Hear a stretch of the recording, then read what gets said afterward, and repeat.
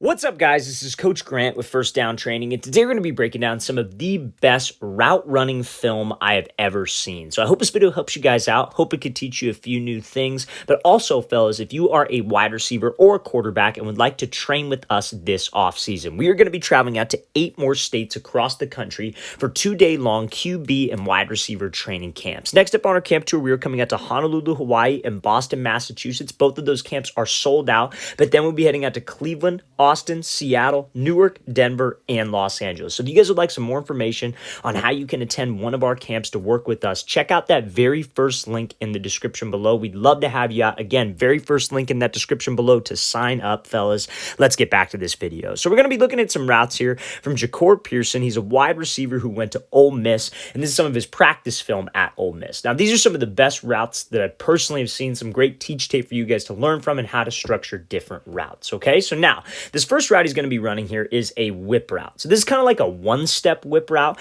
versus this inside leverage coverage on the goal line. Now, he goes about this a little bit different way than some of you might be used to. So let's play this full speed and then we'll break it down. So he attacks the DB's leverage, sells the slant, and does this kind of one-step whip route break. So why does he go about this? So every single snap, a great wide receiver understands that he has to have a pre-snap process. It happens up here in the mind before it happens physically on the field. You have to know why you're executing a certain move and when to use a certain move. And that's what you have to do before every single snap. So it starts with identifying the DB's leverage. The pre-snap process happens in 3 parts. Number 1, what's his leverage? So he's obviously inside. Number 2, how close or how far is he? He's about maybe, 3 to 4 yards away. And then what coverage is it? That's the last part. And then obviously it's man coverage. So when we have to run a whip route, a lot of times if this DB was pressed up inside shade right in my face, I probably wouldn't try to attack him and then cross his face. I would probably set him up. I'd probably attack to the outside, get his hips to flip and slip underneath like a diamond release slant, then whip back. However, because this DB is inside shade and off about 5 yards, we know that it's probably unlikely that I do a diamond release, get him to flip, slip under, and still maintain timing with my quarterback. So what Pearson does here is he attacks this DB's leverage. Because when you attack a DB's leverage, what is he probably going to do? He's going to keep his leverage because the sole reason, and we know this from my pre-snap process, the sole reason he's inside leverage is to prevent an inside route. He does not want to give up the slant. He doesn't want to give up the dig, the post. So if we attack him, he's going to hold that leverage. But that's exactly what we want him to do on a whip route. On a whip route, it's an outside breaking route. It's no different than, a goal line fade. It's no different than a 10-yard out, a corner. You want to give yourself space to the outside and space for that quarterback. You don't just want to run straight there and let this DB force you to the outside.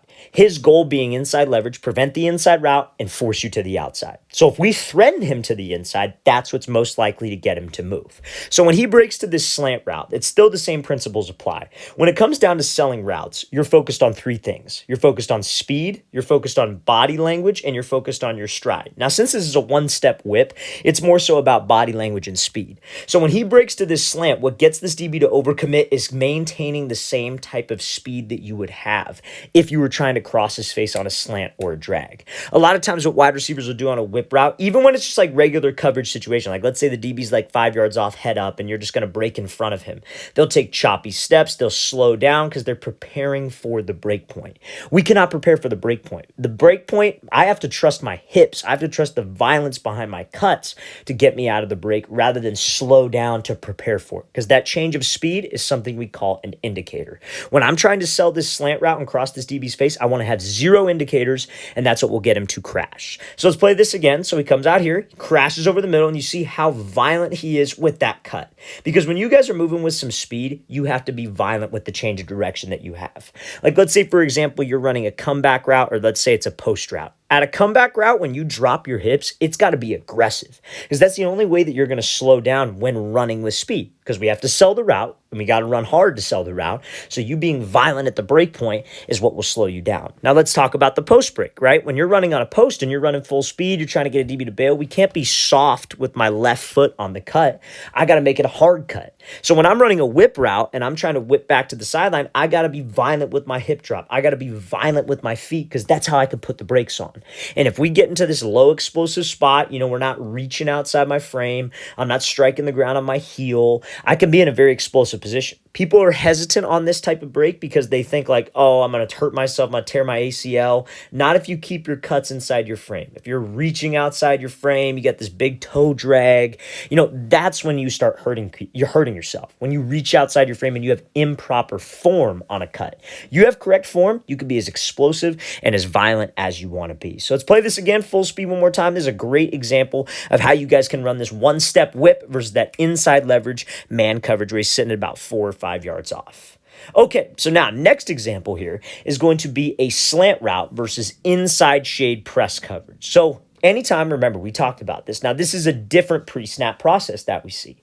We still come up to the line. We got to identify leverage, how close or how far he is, and then the type of coverage. So I come up, I see that he's closer now. So he's inside shade. This is probably like a true press coverage look. Inside shade, and it's obviously man because his eyes are on me. He's not looking to the inside of the quarterback. So if I have to run a slant route, and again, this is inside shade press, I probably wouldn't want to attack his leverage, try to give him a fake, and then cross his face on a slant. We talked about that on a whip route, right? What would he do if you attacked his leverage? He would keep his leverage. He would move to the inside, and you would end up either getting rerouted way across the field on a slant. Now, one-on-ones, that might be okay. That might work because there's no other routes on the field. But when it's a real live game situation and there are other receivers running other routes, you're going to screw up spacing on the play. So we cannot force the release. We have to maintain spacing, but we also got to get off the line fast and sell my release. So that's where this diamond release comes into play. So let's play this full speed. So Pearson comes off here, hard 3 steps to the outside and gets that DB's hips to flip, and that's what gets him separation. So let's talk about it, right? So a diamond release is pretty much, I don't like any more than 3 steps. Some people will say that you can take 5 steps on a diamond release. I just think that takes way too long. And I only like this release on a quick slant or maybe a 5-yard in because you can't do a diamond release, then take the inside, then work to stack, and then go run a play. It just takes too long. That's just too many steps. It's just too much wasted time. There are other ways to do it. There are more efficient ways to do it.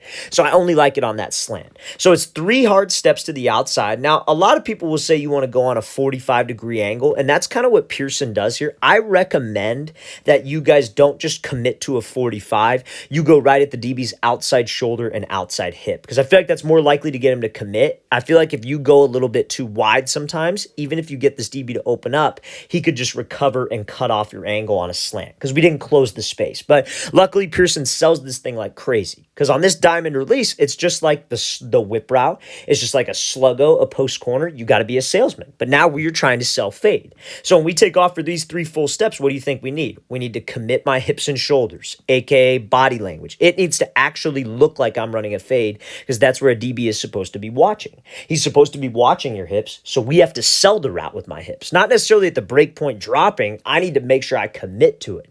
Number 2, I got to run hard. Off the line, I need some speed. I can't be jogging my 3 hard steps to the outside. That's a great way to get this DB to just sit right here.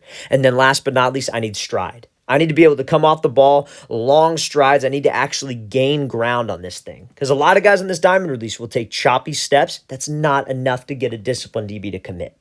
Let alone a bad DB. I don't even think a bad DB will commit if you're taking those choppy steps outside. Make it believable, 3 hard steps in full stride and commit the hips and shoulders. That's how you would run that slant versus inside shade press man coverage. A lot of guys try to force it, and you know what? It might work. Some guys might get a situation where they'll throw a fake to the outside, DB jumps, inside release, and then they break off on a slant. Now listen, that might be great, and that might get the job done right now. But when you face a disciplined DB who is going to hold his leverage and not give it up, that is not going to work. You need to have other things in your tool belt, and that is why we go over this diamond release. So let's play this again, full speed one more time. Great job attacking the outside, getting that DB to flip, and then winning on that slant.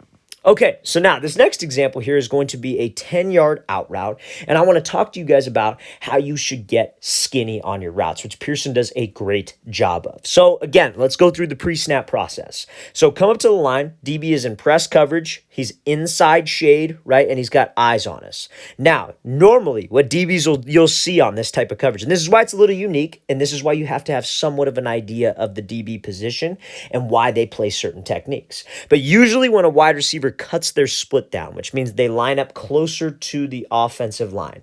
And you see how he's past the top of the numbers. Usually a DB will anticipate this and line up in outside leverage because he's expecting an outside route. Why would the wide receiver cut his split down to run something inside breaking? And usually he'll have safety help in a real game scenario, so he definitely will be playing outside shade. But sometimes he may not have help, and he's got to play inside shade, which means he's got a lot of ground to cover to the outside. So let's play this full speed, and let's talk about what he does here. So he comes off the ball, he attacks the DB's leverage, and then he gets skinny on the break, breaks it off, and gives the quarterback room to throw him open. So let's talk about this. So if this DB's inside leverage, again, we got a lot of space here. A lot of wide receivers, if they see this look, will just take off and go run. But remember, that's where the DB wants us to go. He doesn't want us to go to the inside. So if you just take off and go run to the outside, he is going to get hands on you, and he is going to squeeze you to that sideline. So when you break it off at 10 yards, yeah, you might have a yard or two, but that DB's right on your hip. And that is an impossible throw for my quarterback. My quarterback probably won't even throw that. And if it's a situation like one-on-ones, he'll throw it out of bounds so he doesn't throw a pick. So what we need to do is we need to try to threaten him here. Off the ball, he gives a little crossover move. He gives his jab back to the inside, just something to hold the DB's leverage. But notice how after we hold his leverage, he doesn't just run at an angle. He gets skinny. And by getting skinny, I mean you want to try to go hip to hip with the DB. You want to get into his frame, get into his cushion, because now if we can self-fade with my stride, my speed, my body language, and I am right hip to hip with him, he's going to commit. And when I make this break point, I actually have space to the outside. You have to give your quarterback on any outside breaking route. And an outside breaking route would qualify, like we talked about, a whip route, a comeback, an out route, a corner, or even a fade. We need to give my quarterback space. We cannot force it. We can't just take off and run. We have to make sure we are trying to get skinny or even maybe stack at the top of this break. So when I break this thing off, I got room. I gave that. That's a quarterback-friendly route, and that is what makes a great wide receiver. Some of his route running tape is some of the best there is because he knows how to run routes. That's something that I can't stress to you guys, fellas. Like a lot of people from the outside looking in will see and be, oh, he's explosive, he's fast, it's easy for him to do this kind of stuff.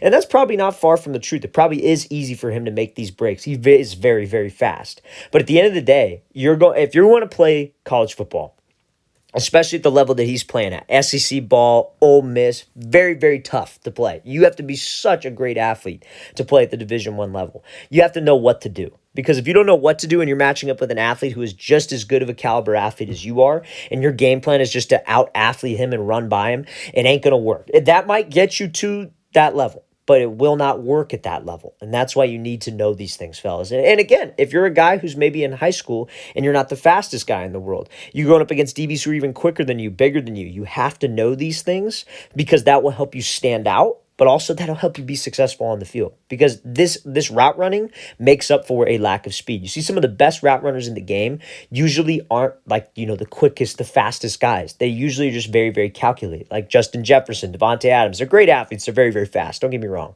But they're very, very calculated in what they do, and it's strategic, and that's what works. So let's play this again, full speed one more time. Great job by Pearson attacking the leverage, holding the DB, and then getting skinny to give his QB space. All right, fellas, really want to thank you for watching. I really appreciate it. If you have any questions at all, don't hesitate to leave those in the comment section below. Always appreciate the feedback. It's always great to hear from you guys. And again, fellas, if you would like to come out and train with us in 8 more states this offseason, we're coming all the way out from Hawaii to Los Angeles, California. Check out that very first link in the description below. We'd love to have you out there. I'll see you guys next time.